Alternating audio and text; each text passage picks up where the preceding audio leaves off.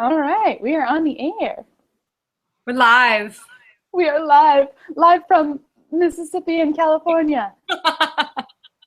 This Those is, two states are rarely put together, I think. I know, Missifornia. California. So my name is Jessica Lindsay. I'm a songwriter with MelodyWed, and I have a very special guest with me tonight. Her name is Zoë Sundra, and she is a songwriter from the East Coast. So we are dipping our toes in the muddy waters over yonder. Hi, Zoë. Hey, Jessica, how are you?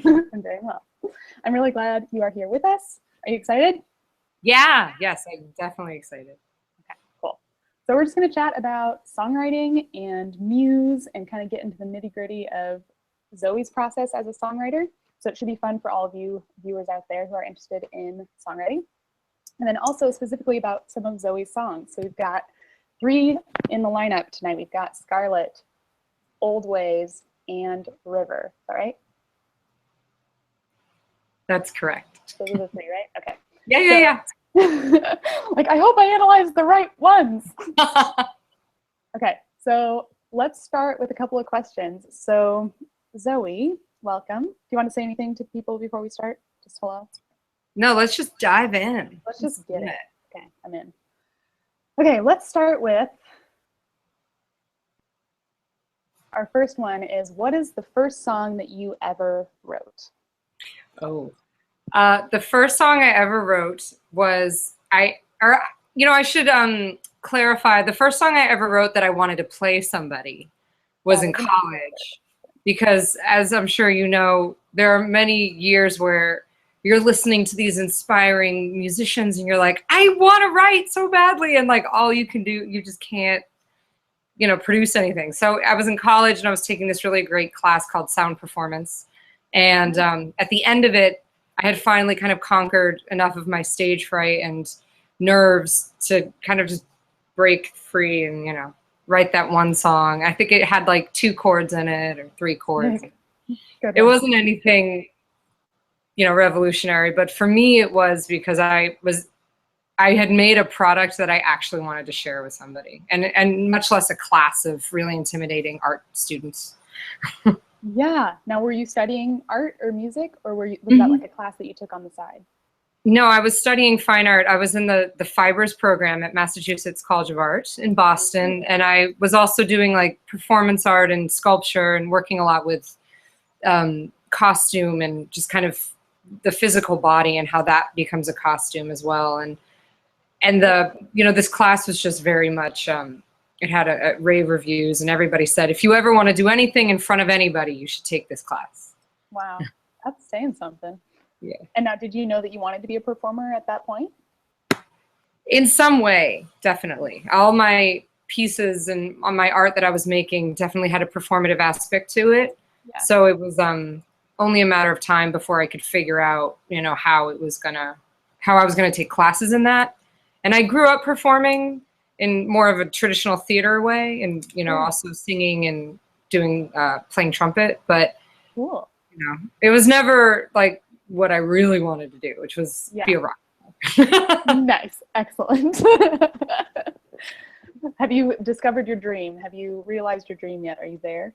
Yeah, I think so. I think that the issue that a lot of us, when we find it, what do we do with it? Or how do we make a living with it, and then not lose sight of all the things that drive us to make that dream happen. So I'm still in that process for sure, but I was very lucky in New York. I got to perform a lot. I've been able to tour a bunch, and also I was playing with a really, really fun group of guys.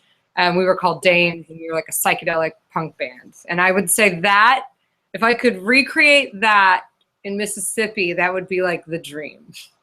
Whoa, psychedelic rock? Oh man, it's the best.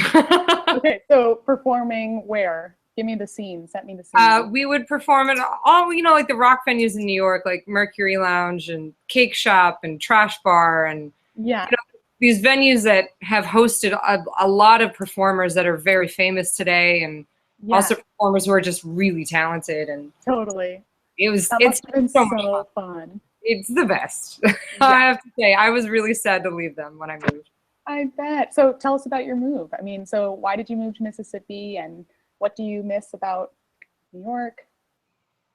Yeah, not a lot. I don't miss a lot about New York right now. I think my friends, and that's it. Like, I mean, I was so ready to leave that city, and I had been there for 10 years. I was working in fashion, and fashion is very tough if you're looking for community, if you're looking for connections. And I always talk about this with my girlfriends, but living an authentic life and kind of finding your wild woman, like what that is for you. And New York, it can be very distracting, Totally. So for me, it just wasn't it. And I was lucky enough to hear about this company called Quapaw Canoe Company, and they are a tourism company that provide guided tours on the Mississippi River, on the lower Mississippi River. Okay. And I grew up, casually canoeing and paddling and kayaking and kind of, whatever. But I would never consider myself a guide. Sure. But anyway, I found out about this company randomly, and then I Googled them, and there was a job posting, and then it's just like one thing led to another. Whoa. So was this like in search of your wild woman experience? Yes. Okay. And now I'm on the river. It seems that I'm on the river every week, and camping and sleeping under the stars and waking up to the sun, and the best office. Now, are you writing songs still? Are you kind of inspired by this yet? Kind of the wild woman idea and like all of that? I'm feeling a song. I am letting the Mississippi Delta seep in. Yep. And letting the sound and like the blues culture that is so deeply ingrained here just kind of take its time and do what it needs to do. I'm writing a lot and I'm playing a lot, but I'm not, there's this, for me, I'm not an immediate songwriter. Totally. I've been playing for like, I don't know, 8.5 years in terms of like, I'm a musician. Yeah. And I've made like 3 albums, and I want to come out with a 4th in hopefully about a month and a half. So congrats. I'm not the fastest writer, I'm very much like an osmosis girl. I think that definitely shows in your songwriting. Like I've seen just in the few songs that I've kind of had the privilege of looking at and listening to, I feel like they're very rich, they're very deep. I feel like you really allow whatever topic or subject you're talking about to really be coming from like this depth of you. And so I definitely get that sense whenever I'm listening to your music, is that you're willing to go to those deep places, and it's not just about this shallow thing. It's very poetic and comes from a cool place. Good. I'm glad it's coming across that way. That's the goal, huh? So how often do you songwrite? Is it like are you thinking about it kind of constantly, or is it kind of just an artistic process where you're allowing things to influence you and then eventually you'll sit down and write? What is the vibe that way? I always keep a journal, a constant kind of train of thought. You think of a line, or you hear someone say something, or you just pops into your head. That's always going. That's an everyday ongoing process. Mm-hmm. And then I probably should be a little more disciplined with physically playing the guitar and getting it out of there, because I think, the creative machine that is your head. Yep. It's very, Twyla Tharp wrote that incredible book, The Creative Habit, and this is something that has been discussed for, I think centuries, where creativity is not, it's hard work, and you have to keep that machine lubed. You have to keep it working and going. And a lot of that is just physically playing, whether or not you're playing anything that is, going to turn into something. Totally. I'm not great at that. I'm not either. Are you great at that? I'm really not. I think melodies sometimes come to me, and I'll do like a voice memo here and there. But as far as like practicing my instrument, I sing probably all the time, but I don't play the piano as much as I should, or the guitar, kind of keeping those skills honed. Yeah. Singing is like, of course, that's not even that's never been a problem. No. I feel like that happens every day. Yeah, you're just always singing. It's like, of course. Yep. Well, that's actually interesting that you say that it's kind of like it's a mix of hard work and inspiration, because that's one of the questions that I was going to ask you was, do you believe in a divine muse or in some sort of muse where it's kind of like it comes to you and you kind of have to pay attention to this artistic, creative spirit, something thing? Or do you feel like it's more about hard work and discipline and butt glue and really just hankering down and doing the stuff? The hard work makes it easier for you to communicate with your divine muse. Sure. Nice little nugget quote. You know, it's that is applicable to every kind of artist ever. You know, painter, sculptor, musician, writer. I don't know, mime. Yeah. That's so Whatever you're doing, you have to put in the work. You know, Leonard Cohen said he's a man of like very direct, you know, simple words when he's not songwriting. But he was just like, you know, when you have a job, you have to go to work every day. And I'm a writer, so I have to go to work every day. And I kind of paraphrase that, but I always think about that idea. Yeah, you have to go to work in order to kind of go to work and be there. Yeah. Go to work. Sorry. There's like a mysterious bug flying around. There are so many bugs here. Well, yeah, welcome. Like the cockroaches, they're not scared. They're like, what? They don't even run.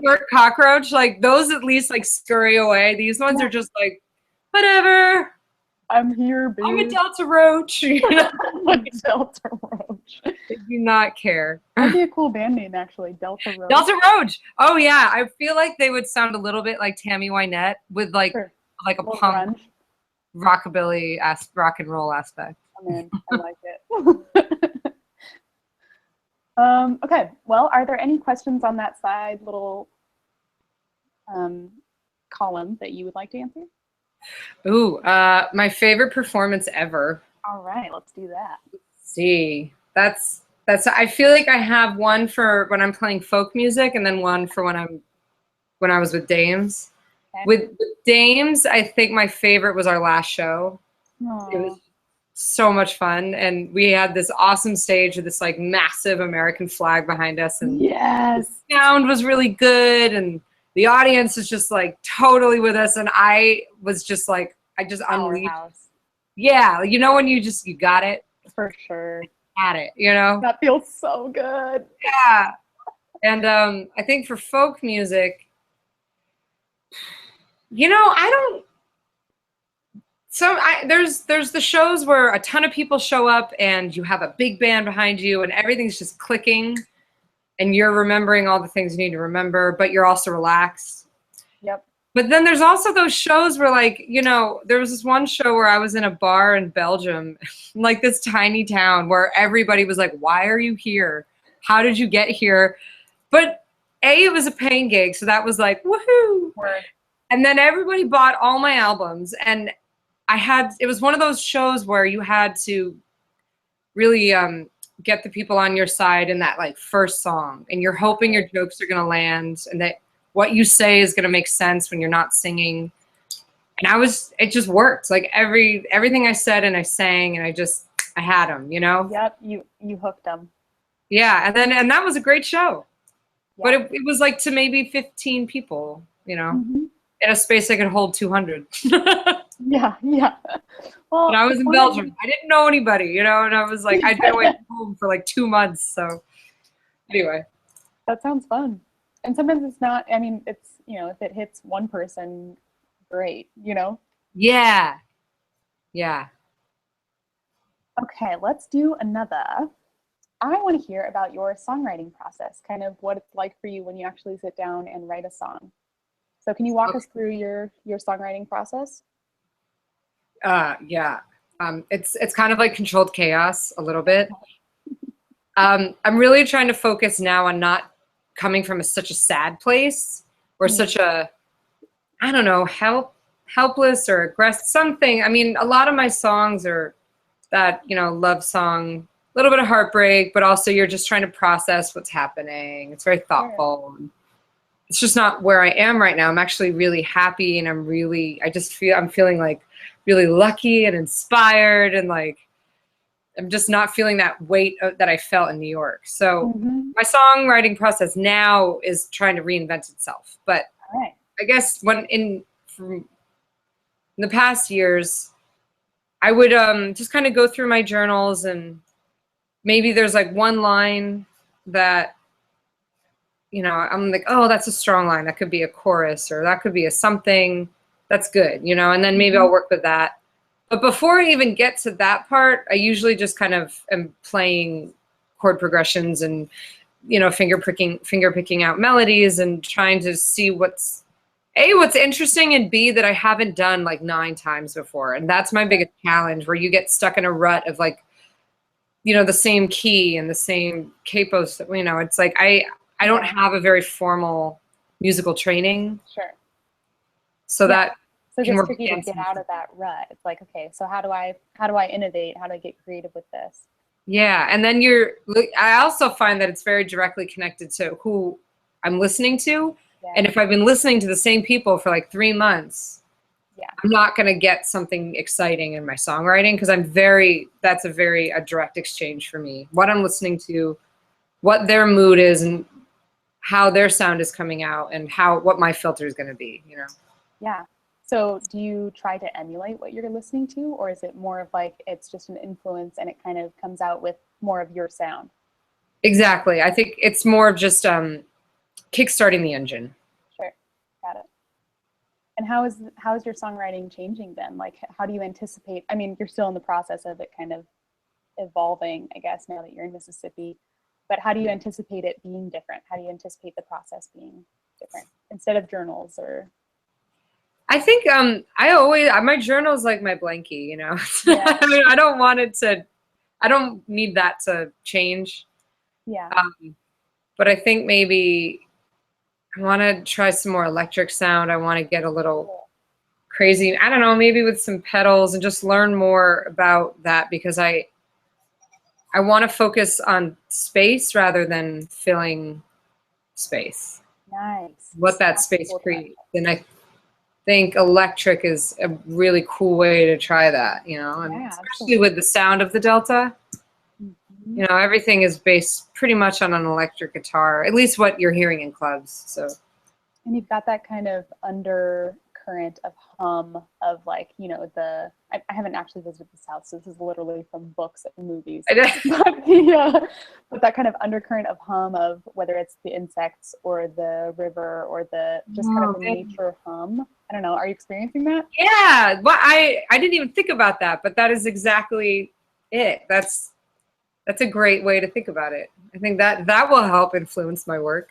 Excellent. And also, I'm taking my guitar out on river trips. So we don't have a ton of downtime. Like usually by the time we hit the campfire, which is when we have downtime, like I'm ready to go to bed. So, you know, the songwriting, you do have to be awake for. Yeah, I mean, actually, I've had a couple of dreams before. I don't know. Oh, right. Okay. No, you're right. Awake songwriting is definitely more, you know, cognizant. Yeah. So maybe this, you know, the hum of the nature, like nature hum, that'll, I think it'll take a little time, but I have to just keep working at it, keep chipping away.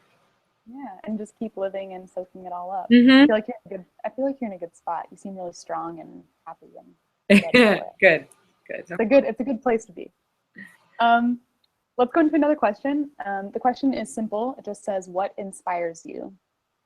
What inspires you? How you like? Okay, let me see. What inspires me?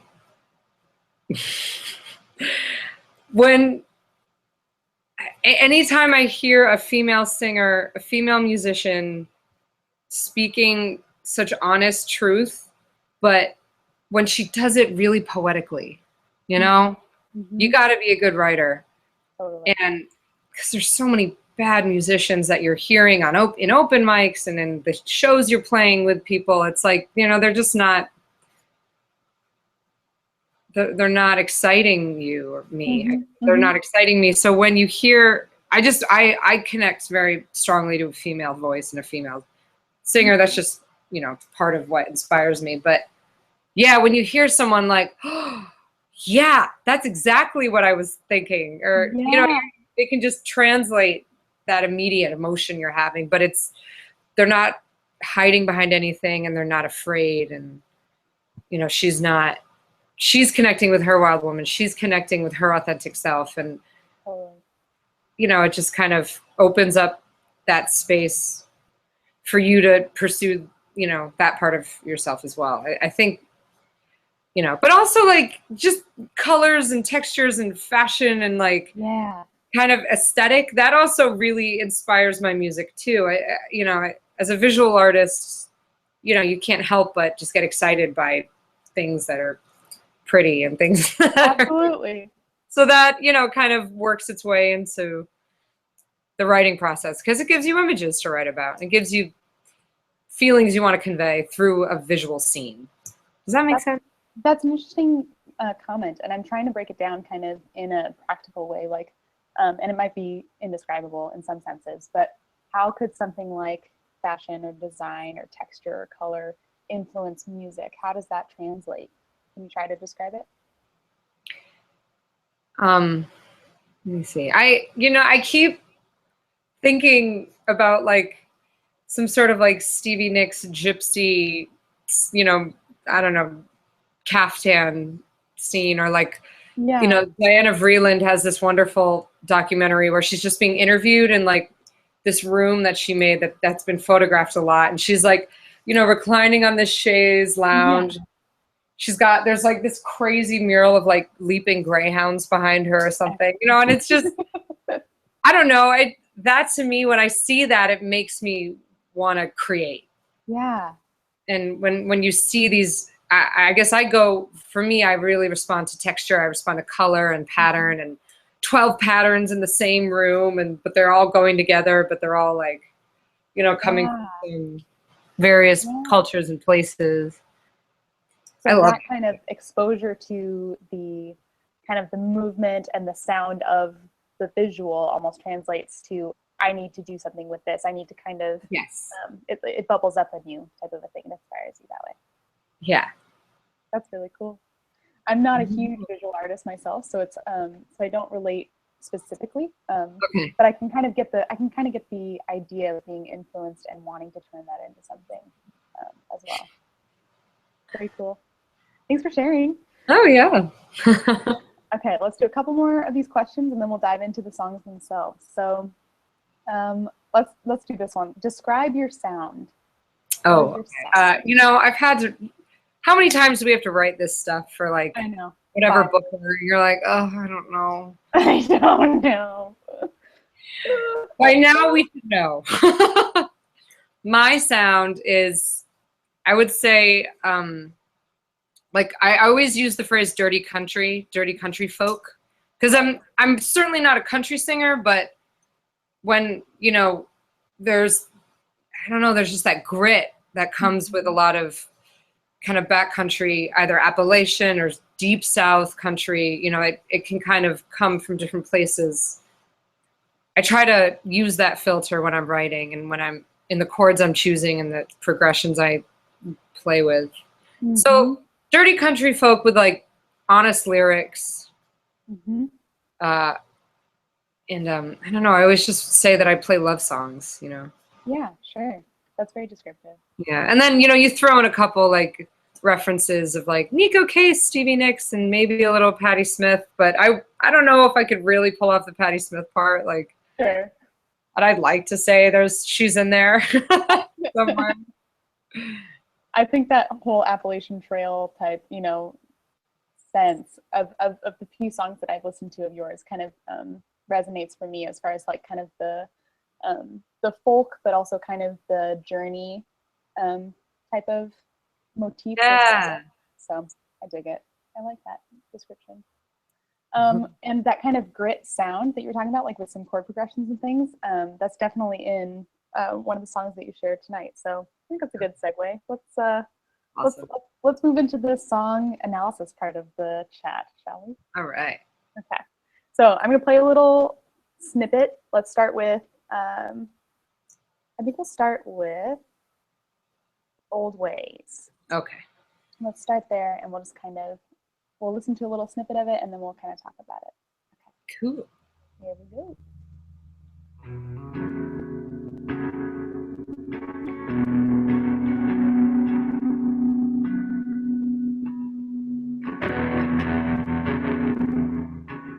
I love that guitar. It's not my guitar. It's still good. Break, you couldn't break my heart, but you had me from the start.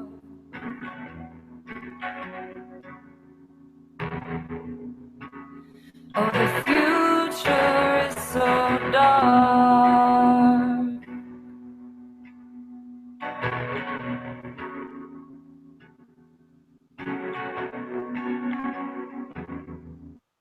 That's beautiful. So that's kind of that sound of the grunge and kind of the electric guitar sound that was there. But it has, again, those heartfelt, honest, poetic lyrics. So I love that. I love that kind of juxtaposition of grunge with simple, sweet. And I think that your music really kind of captures that in a unique way. Thank you. Do you want to tell us about this song a little bit? Kind of where the inspiration came from, or anything that you've noticed about it after listening to it a few times since it was recorded? Yeah. I wrote it when I think it was winter. There's a lot of darkness in the winter of the Northeast, so that Definitely. very much influences my songs Yeah. when I write in the winter. Mm-hmm. Mm. You know, I think the lyrics that I get the most feedback on in that song is that later there's a lyric that says, "Lately I dreamed about my granddaddy. He wore a suit and tie, and it was the first time I ever wished I knew him alive." Mm-hmm. And then it goes on to, you know, some other lyrics, and then, oh, because I'm older than my mama when she had my sister in the winter.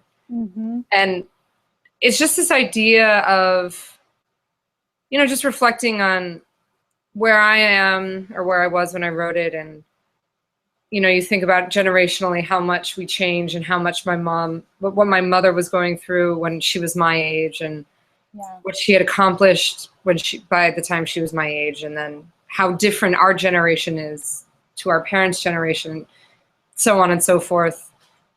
And my mother's father, my grandfather, I never met him. He died before I was born. And I had a dream about him, and I woke up feeling exactly like I said. I wished I knew him.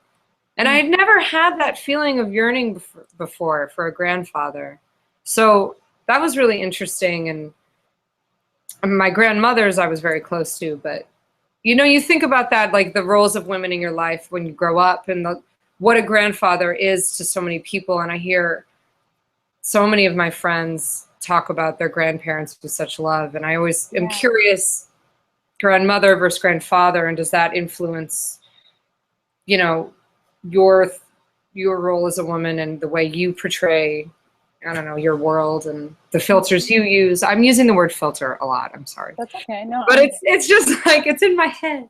Yeah. And that was just kind of what that process was about. And then I kind of use those ideas and think about the current relationship I was in and how I was acting. And how I felt about that, and the changes I wanted to make moving forward. I like that you were kind of using this kind of bigger picture thing of the generational aspect of the song. So you're talking about your granddaddy and your mother, and then yourself, and it kind of ties it into your current experience. And I was so gripped by the line, because I'm older than my mama when she had my sister. That line is so gripping, because it kind of instantly puts the listener into your shoes of how is she feeling right now, and what is she's viewing her life in the perspective of where her mother was at this age. And it's such an interesting just thought, and it's beautifully put into the melody as well. So I appreciate that. But it's just such a gripping picture. Is there something that you had wished that you had at that moment when you wrote the song that your mother had at that time? Were you yearning for something, or was it just kind of realizing that you were in the same spot? Good question. No, I certainly was not ready to have a child, so I wasn't yearning for a child. I think, you know, as a sensitive person who is very into human connection, you always want a successful relationship, which I didn't have with, you know, at that point, in terms of a romantic relationship. Sure. So, you know, that's always there. But I think I was really overall looking for direction and a way to leave New York and a way to, you know, just express myself creatively and also express myself, you know, professionally and be happy. You know, I was just so confused and really, you know, you were in survival. I was in survival mode. And I think a lot of people get that way when you know this is not what you want and you don't know how to get it to the next step because you're financially stuck. You are geographically stuck because you're financially stuck. And and you know, relationally stuck because you're and geographically stuck. Same people, and you're having the same stupid conversations with the same stupid people. You know, or you're just like, and you have, I was always very lucky to have such a beautifully strong group of friends, but you know, you can't marry them. So, like, which isn't the end goal, but you know what I mean. You can't. No, I totally get it. They're not going to like give you a house in a Western Massachusetts or wherever it is you want to settle. That's right. So it's just hard, you know, and I think I was 29 when I wrote that, and wasn't like freaking out about being 30 or anything. I was just more freaking out that I wasn't where I wanted to be and I couldn't figure out what that next step was. That's scary. I mean, you don't know kind of, it's not necessarily what to do next, but even just how to get there, right? Exactly. The line that's harder than it was before, this is one of the lines in the song, Old Ways, harder than it was before to find the courage to ask for more. And that's a very succinct line of describing exactly what we were just talking about. Yeah, and that line has like two, you know, you can come at it from two ways. It's, if anything, when you get older, you have more guts to ask for what you want. But then at the same time, it's so, you kind of fall into settling because you're worried that it's not going to come back. Yeah, because or this might be this is it, you know, this is your chance. So it's not great, but it's not bad, you know. Right. Is this the ultimate? I'm not convinced, but maybe it's the last chance that I have at the ultimate. And and you're just kind of, you know, you're kind of like waiting in that kiddie pool of safety, and you're just scared, you know. Fear is just keeping you from taking that next step, and I've absolutely been victim of that, and I know it's a tough thing to trust yourself that even if you fail, you still should take that chance because you're going to grow and learn from it, and you're going to figure it out. It's going to be okay, you know. Yeah. I mean, that's evidenced by your big move. I mean, you tried it. Yeah. You risked it. I've been here a month, so far so good. But. There's a great line in a movie that's a very stupid movie that for some reason my family is obsessed with it. It's called Fired Up. It's just a funny comedy movie about like two guys who go to cheerleading camp because they're like obsessed with cheerleaders and they want to be near them. Great plot line. Oh yeah, it's classic. It's real classic. And the line is, "You got to risk it to get the biscuit." So yeah, that's it. That's all we need to say. It's actually going to be the next title of my album. Gotta risk it. Title of my next album. It's just called Biscuit. That's all they'll be like, No. Okay, let's start on another song. So Old Ways is lovely. Let's move on. Would you rather go to Scarlet or River next? Do you have a preference? Oh, let's do Scarlet. Okay, I'm in. I haven't talked about that song in a while. Yeah, well, I would think that you would because it's such a, it's just got such a fun, what I imagine to be a fun story. Yeah. So let's listen to the first part of it and then we'll kind of jump in. Okay. Here we go.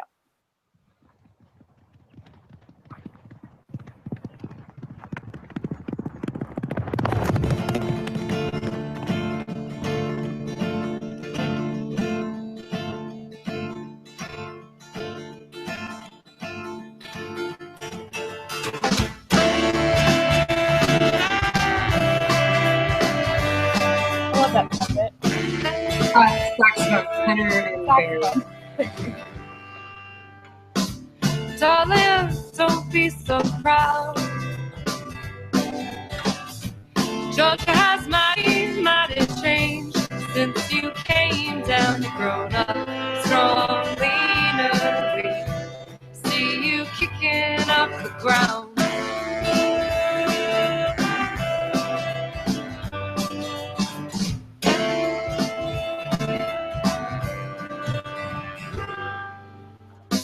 He never was a fireman, but still she clawed him all her way back. And he slayed her spirit and left her crippled in the snow. And now you got me down, you got me way down, you got me down, got me written down as a soft child lost girl, sees an ocean inside.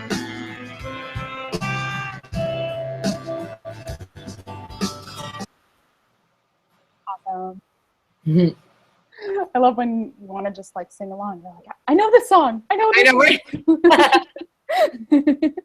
That sounded beautiful. So that was Scarlet, and I think I read somewhere that it was inspired by Gone with the Wind. Yeah, it totally was. Tell me about that. Well, you know, living in Mississippi and talking about Gone with the Wind is like a whole other meaning now. You know, I'm just going to put that out there first. But, you know, regardless of a lot of the context of the book, it's, you know, about the Civil War from the Southern perspective. And that has a whole very heated, you know, kind of. Yeah. And whatever. Anyways, what am I trying to say? Yeah. So, but what I was really inspired by and what I really tried to focus on was the character of Scarlett O'Hara and her incredible strength and incredible. She's just written so well, and you know, she's against all odds and against her entire community. She just does what she needs to do to survive. And it was just something I needed at that moment. Like when I was reading that book, I needed to hear Scarlett. Yeah. To just feel her strength in these situations and, you know, screw this person and screw this community. I'm just going to do what I need to do to raise my family and to live through this war, you know, and succeed. You know, she doesn't just survive, she kicks the butt, you know, and yeah. And Margaret Mitchell's just a beautiful writer. She really is. And I don't know, it was just such an escape really reading that and just like trying to identify with Scarlett. And so I was in my sister's house in Atlanta, Georgia, and my nephew was taking a nap and I was babysitting. So I had his little toy guitar, you know, which is like, it was just like a little baby, like classical guitar with like, you know, nylon strings. And I just kind of figured out, I tuned it because it obviously hadn't been tuned. And I just wrote that song. Really? You wrote it on like a baby? On like a little nylon string guitar. Yeah, like a 3-year-old's classical guitar. Wow. That's all I had. You know, I was bored out of my mind babysitting. Was he asleep? Yeah, he was asleep. There you go. So he just was sleeping and you're like, okay, what do I do now? Exactly. Real Housewives is getting old. Yeah, right? Let's write a song. Gotta move on. Good. And so the lyrics were kind of derived directly from the book, or did you kind of just put yourself in that perspective and start to write from her? I think I was writing a little bit about my sister. Okay. You know, my sister's 10 years older than me. And so she, you know, she didn't raise me. My mother definitely, my father raised me. But, you know, my sister had a huge part in, you know, my life and just who I am today. And especially, I think if you have any sibling that you're really close to who has that much of an age difference, you know, like you want to be just like them. So that the transition between her being single and then getting married and then having a kid and then me becoming a woman in my mid-20s at the same time was kind of like, it was great, but it was weird, and I You had to almost force myself to get into that mindset of support. yeah. Because you just suddenly, you have to, you know, you got to show up and be there for her. 'Cause she's been there for me, and she needs me. And, you know, even if it's just babysitting, like she needs help. So Right. that was very much what I was thinking about when I was writing, and thinking about, well, what she's accomplished in the family she's made. And, but then that's kind of how it started. You know, it kickstarts something, and then it's really about something else. Sure. So And I don't know if it was, I think it was an equal part Scarlett O'Hara and my sister. Well, that's a high compliment for your sister then too. Did it kind of transform into a different story, or did it kind of maintain that, you know how sometimes you can start a song and then it can turn into something that maybe you didn't mean for it, but it kind of has a life of its own and it just feels like it's something different now? Is that what happened in this song, or do you feel like you had control kind of all the way through with the theme? I think it definitely, it just was, yeah, it was Scarlett. I was very consciously thinking about Scarlett O'Hara and pulling lines from the book and pulling scenes from the book that I was just so impressed with and so moved by. And then, you know, at the end, that line where, that breakdown where I'm saying like, and I'll tell my family, oh yeah, I've grown up taller, and what is that line?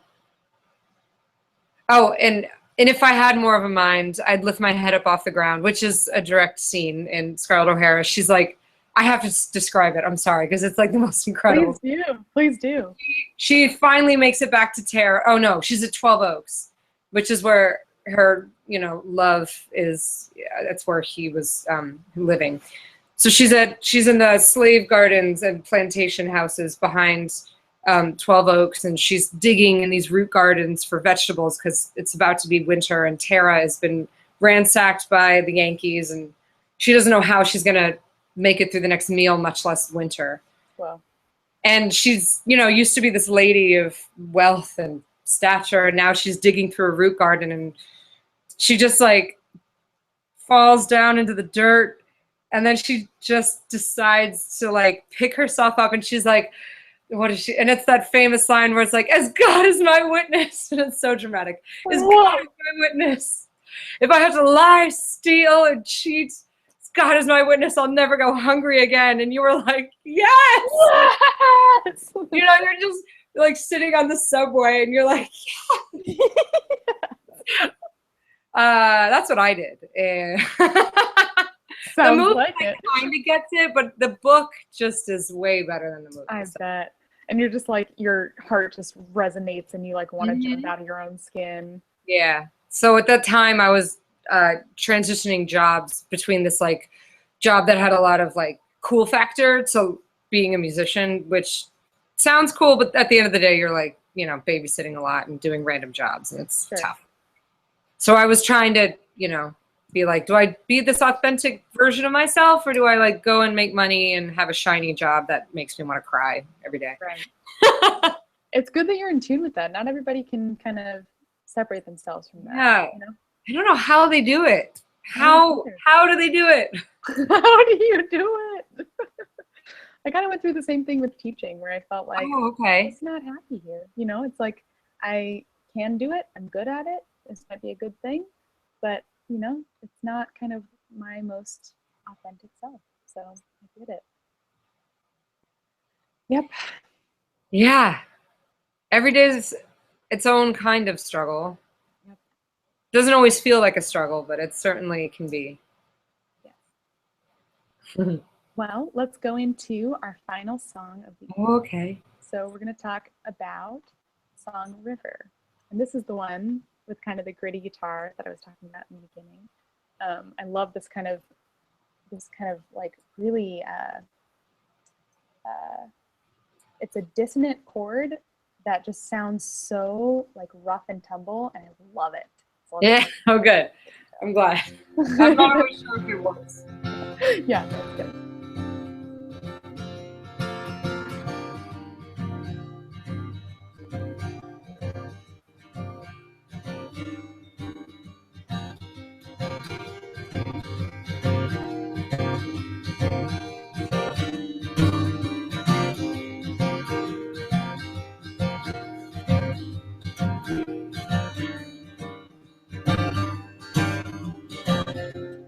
Now that she's gone, let the dark come on in.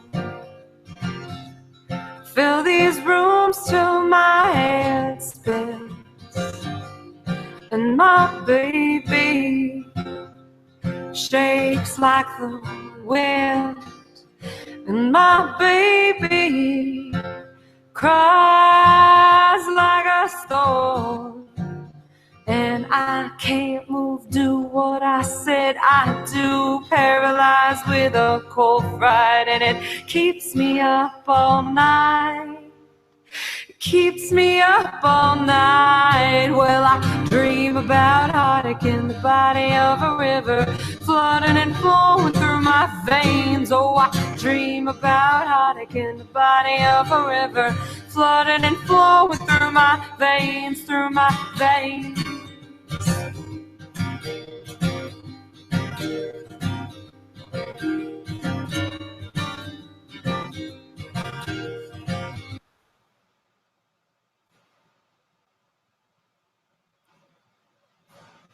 Oh, wait, I lost you.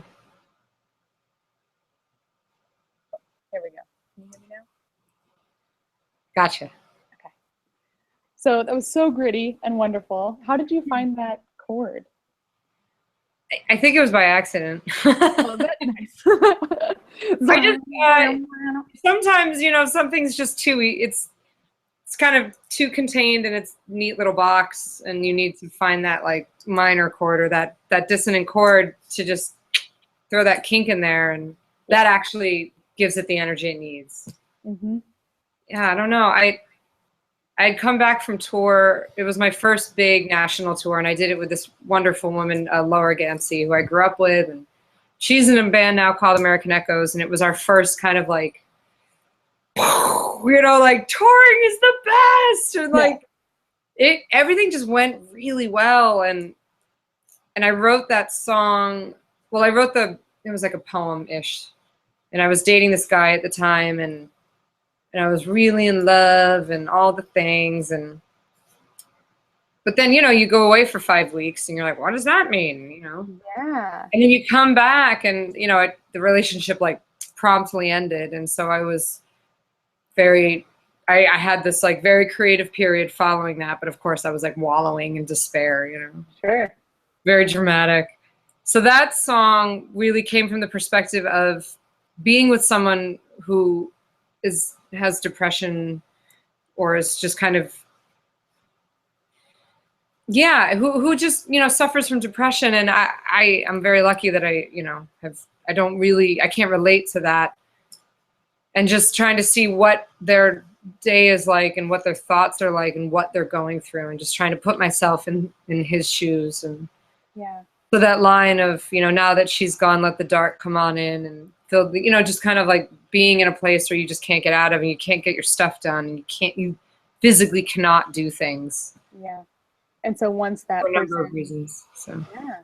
And then once that kind of has lifted, then you feel kind of free to kind of get back into the rest of it, or fill these rooms until my head spins. What does that mean to you?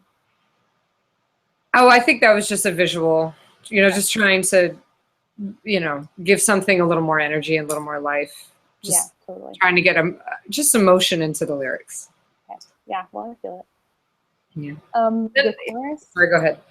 Oh yeah, no. The chorus is, I dream about heartache in the body of a river, flooding and flowing through my veins. And I kind of had a little bit of a Gone Girl episode with that lyric, where I started to kind of, I was like picturing like a body floating down, but it was like the river represented her being lost, but also found because it was where she wanted to be, type of a thing. And so I kind of got this sense of like death, but also life, where you're basically, the river is you and you are the river. I don't know, I'm being very abstract here, but I hope well, it's a very vague lyric. Like it's using very specific visuals and very specific metaphors, or not metaphors, but just, you know, imagery, sure. Images, thank you. Very specific images to convey something that, you know, could kind of, you know, like I'm personally singing that, but I'm also coming at it from you know, my partner's perspective, and I'm kind of just trying to use the idea of a river, that it's full of energy, it's full of violence, it's full of life, it's full of you know, just so many things, and it can be so many things depending on rainfall and weather and water, you know, and like water flow. And I mean, I know a lot more now about rivers than I did like when I wrote the song, but I grew up on a river that was small but powerful, and I've always very much connected with water, you know, any body of water. So I don't know. I think about that lyric a lot every time I sing it, and I think it always means something different every time I sing it. Okay.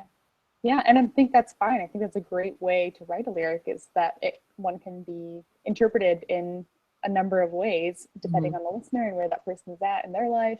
And I think that I dream about heartache in the body of a river could be, you know, flooding and flowing through my veins, could be positive, or it could be a painful thing, or it could be, I don't know, because it's implying blood, which is life, but it's also the river, which is maybe it could be dragging, or it's just a cool, it's just very like rich.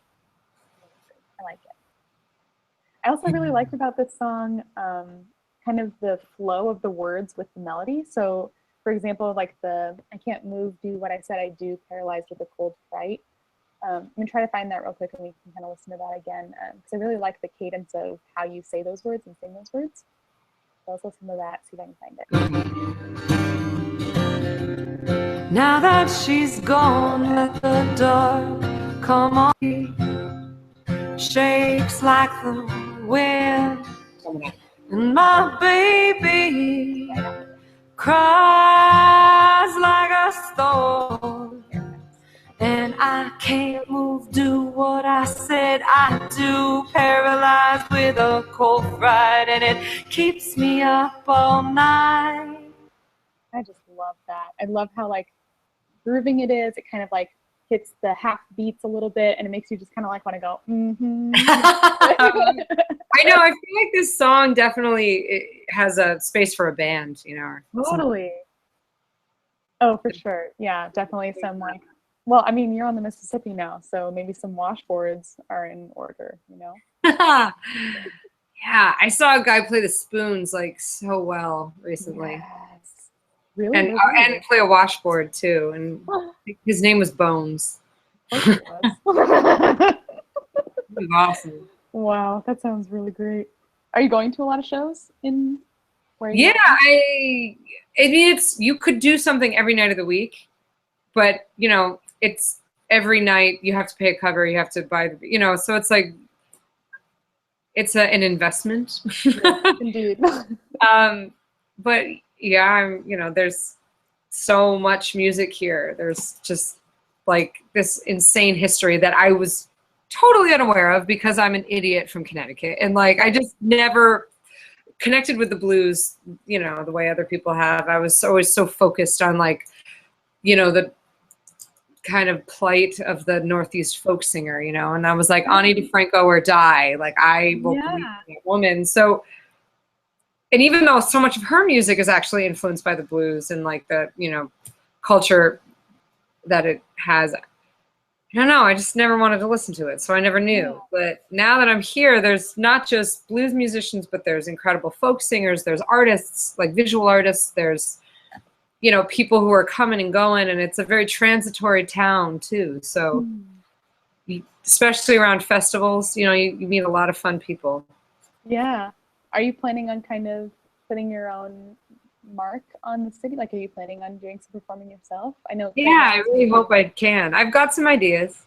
Yeah, cool. Just gotta do it. And you're planning an album right now that's going to be kind of released. Did you say in like the next couple of months? Yeah. Hopefully, you know, you can never mix it enough, of course. So we're remixing some of the songs and getting all those tweaks gone, you know, fixed, and it's pretty much ready. I just, you know how it goes. Oh yeah, totally. You're still in the this is my art, this is my baby. Let's get it. I also like don't have my cover image yet, and I have to like do a photo shoot. So that's important.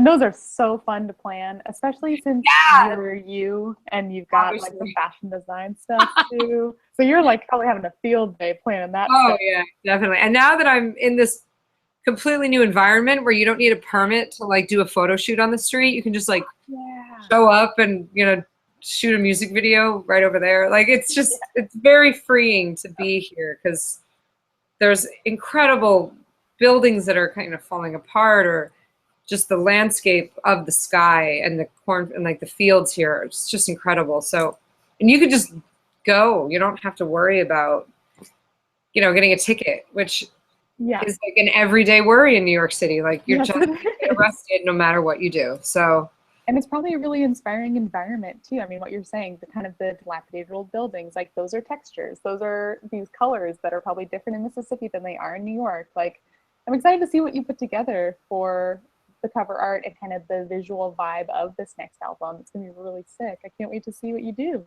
all right. Yeah, me too. Can you give us any hints as to like kind of your ideas for it so far? I think it's just going to be a kind of blurry. I don't want it to be a very in focus image. And it's going to sway towards more abstract than, a clear idea of what it is. I want it to be a little more interpretive as to the viewer's experience. Sure. So less of telling. Because that's what music is. Sorry, what did you say? I was just saying kind of more like showing instead of telling type of a thing. Yes. Okay. Cool. I like Yes. it.